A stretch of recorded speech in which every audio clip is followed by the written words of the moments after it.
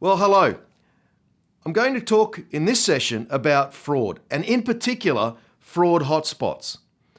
One of the things that I think many organisations struggle with is where are they going to focus their efforts in terms of fraud control? Organisations have fraud control plans and they have fraud risk registers, but are they actually managing those fraud risks? We saw last year in 2013, Joel Barlow sentenced to 14 years in jail for embezzling $16.6 million from Queensland Health. Now, how did that occur? Well, in the wash-up by the judge, it talked about human failings and systemic weaknesses. I believe one of the issues that many organisations struggle with is identifying where they need to focus that effort.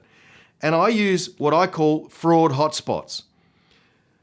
So a fraud hotspot is anywhere where the consequences that arise from the fraudulent activity will be significant. So once again, it's almost around consequence-based internal auditing and consequence-based risk identification that I've talked about before.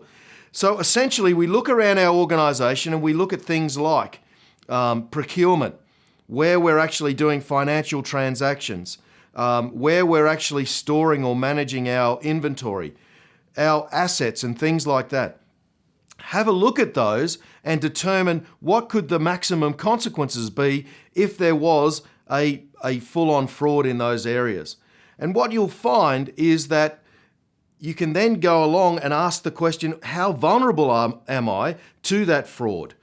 And in doing so, you can either strengthen or put new controls in place to minimise those vulnerabilities.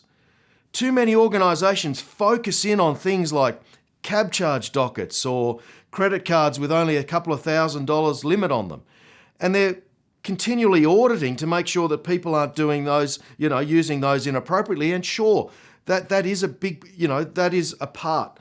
But what we're not doing is focusing on those areas where the consequences are extremely high.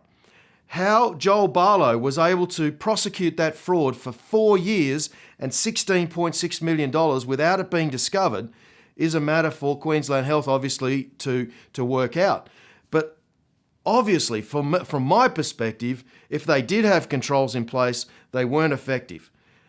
So, in summary, identify your fraud hotspots, check out the vulnerabilities to those particular fraudulent events in those areas, strengthen those controls or add new controls in there, and then make sure they're effective.